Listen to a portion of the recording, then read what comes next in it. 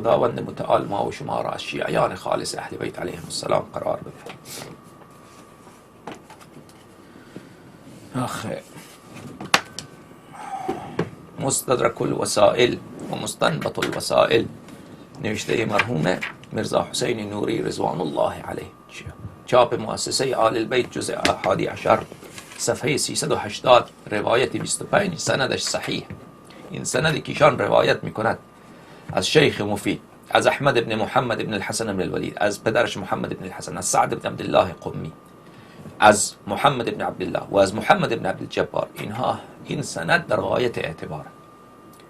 و محمد بن عبدالجبار از اصحاب امام حسن عسکری علیه السلام و خیلی انسان شریف.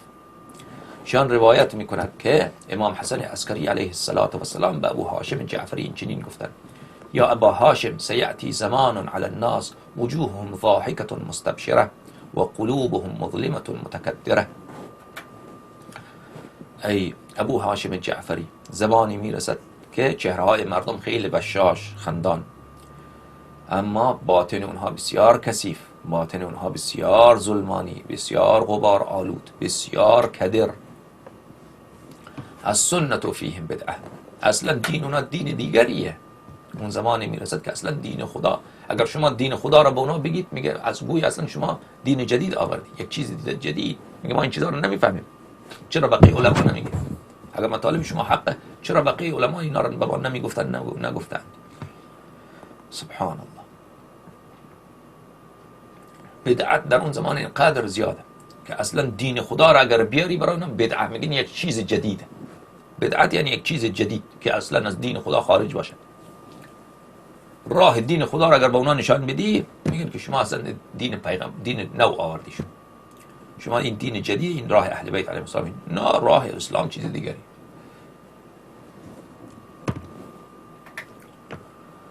والبدعة فیهم سنه، و بدعات در نزد اونها سنت. بدعات تصوف که کفر محض، ولایت فقیه کفر محض، انقلاب كل راية ترفع قبل قيام الحجة عليه السلام فصاحبها الطاغوت. خلاصه وحدت بین المسلمین. هزار پدر دشمنی با دوستان اهل بیت علیهم السلام، دوستی با دشمنان اهل بیت علیهم السلام، هر کفری نزد اینها دین خدا. اونا میگن این دین خدا واجب، اوجب واجباته. المؤمن بینهم محقر، انسان مؤمن را اینا فحش میدن، توهین میکنن، تحقیر میکنن. والفاسق بینهم موقر، هرچی خائن، فاسد، دزد که میلیاردی میچپد، او ببینی که چقدر به نزدیک احترام دارن از اینا. وزیر، همش وزیر، مرجع تقلید میکیه، همگیش انسان های همچنینی، همگی دزد، خائن، سلطان شکر، حرامزاده، ولد الزنا، آمده مرجع تقلید شده. امراؤهم جاهلون جائرون، کسانی که بر اینا دولت دارد، حکومت دارد، اونا چیه؟ نادان، از دین خدا هیچی نمیدانن، هیچ. جائر، اصلا ظالم هستن، اصلا خیلی از اینا همجنس بازن، اصلا خیلی از اینها، اصلا این را من از باب چی نمیگویم، همین رجال دولت ایران خیلی زیاد از اینا، از سران اینا، اصلا خیلی زیاد از اینا با بچه های خوبصورت و خوشگل اینا ارتباط بد داره. این پدرسگا حالا غیر از خامنه ای کن سابقه بد دارد، دیگر اینا در تمام نظام اینا این چنین کثیف، این چنین خبیث، اینا دشمنان دین خدا، دشمنان ائمه طاهرین علیهم السلام. و علماءهم فی ابواب الظلمة سائرون، علمایشان را ببینی که صف میبندن که ما میریم بیعت با اون کافر فاجر فاسق دجال خبیث بکنیم. اغنیاءهم یسرقون زاد الفقراء، اغنیای اونا چیکار میکنن؟ پولدارانشان میدزدن توشه و رزق روزی فقرا را. یا سبحان الله، عجب معجزه این کلام. همش برو تهران، این آدرس این تهران دیگه، ایران. و اصاغرهم یتقدمون علی الکبرى، کوچک ها را ببینی بر بزرگان پیشی میگیره. کوچک، بله، که نه علمی دارد، نه فهمی دارد، نه ادب، میگه این بله این بسیار بله چیه انقلابی، اینو بیا جلو، اینو مسئولیت بین بگیر. و کل جاهل عندهم خبیر، هر جاهلی از دین خدا یک کلمه بلد نیست، این کارشناس ارشده. و کل محیل عندهم فقیر، هر کسی که حیله‌گر باشد، بله میگن که این انسان مستحق به این کمک بکنید. هر کسی که بیاد حیله‌گرای فلسطین کجا میان اینجا، از اینا میان بین کمک کنید که این فقیره. لا یمیزون بین المخلص والمرتاب، بین مخلص و مرتاب یعنی کسی که اخلاص نداره و مخلص کسی که خلوص دارد، بین اونها تمیز قائل فرق قائل نمیشن.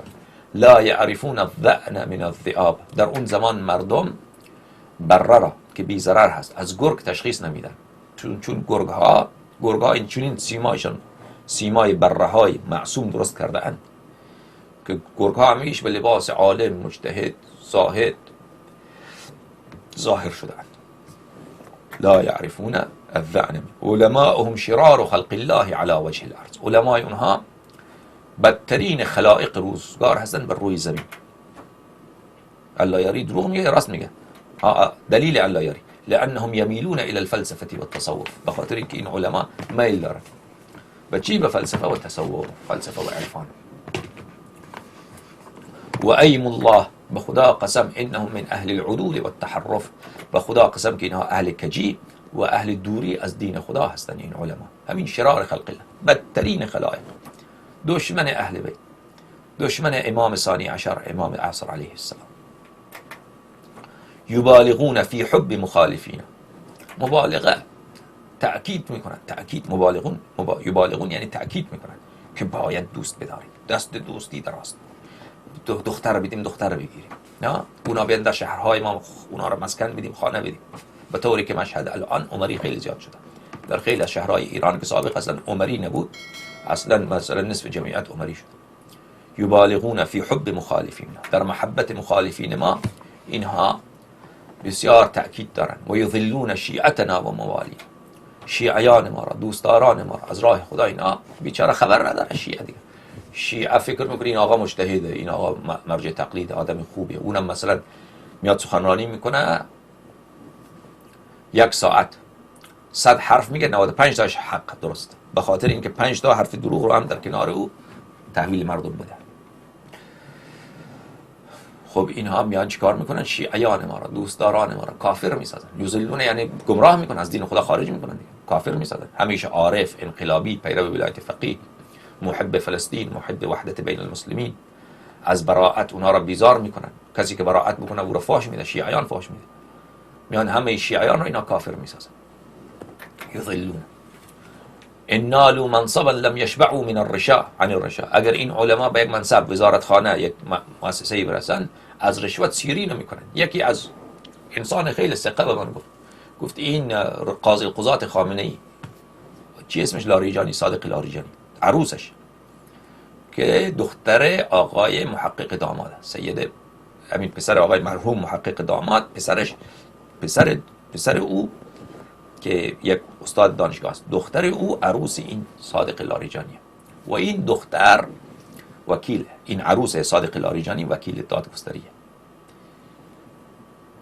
پرونده های خیلی بزرگ را، پرونده های عظیم را که تجار بزرگ در اونجا گیر میکنن، مثلا که میلیاردی باشد، اونا رو این میگیره، میگه بیار 500 میلیون بیار 1 میلیارد، از اون میگیره دیگه. پرونده ای را که او بگیره، چون پدر شوهرش قاضی القضات، رئیس دادگاه، اون دیگر کس او دیگه حتما او هر باطلی را حق میسازد او.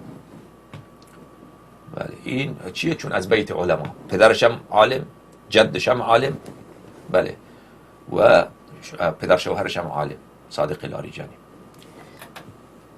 بعد صادق لاریجانی میاد که سخنرانی میکنه که بله در قوه قضاییه کسی حقوق میلیونی ندارد. خب شما چه احتیاج داری به حقوق میلیونی وقتی که دختر عروس شما اینقدر میدزدد؟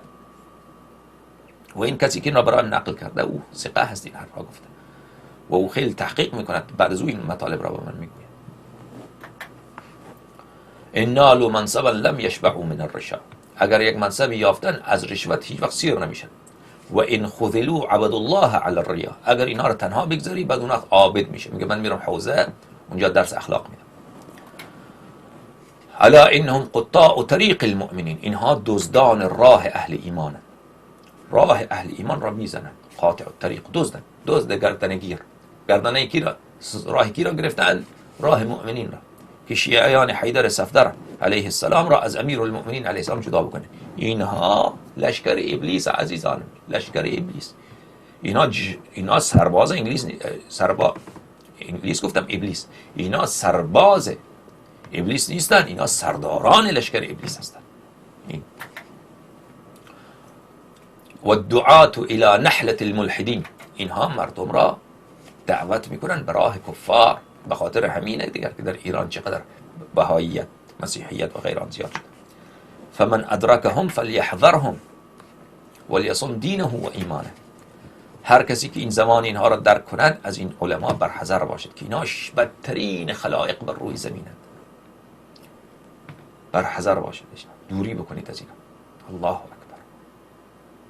من هر قدر در باب علمای آخر الزمان فکر میکنم مرا وحشت بیشتر میگیره. از حرفای اینا رو میبینم، کارهای اینا رو که میبینم وحشت مرا بیشتر میگیره. اینا چقدر دشمن دین خدا هستن. یعنی اون روایاتی که ما میدیدیم که امام زمان علیه السلام لشکرش میاد در قم، اونجا با اونها معامله کفار حربی میکنند. یعنی زنهای اونها رو به کنیزی میگیرند، مردانشان رو میکشند. این خیلی امر عجیبی بود. الان که میبینیم که واقعا اینا واقعا کافر حربیه، اینها واقعا کافر حربیه. بله.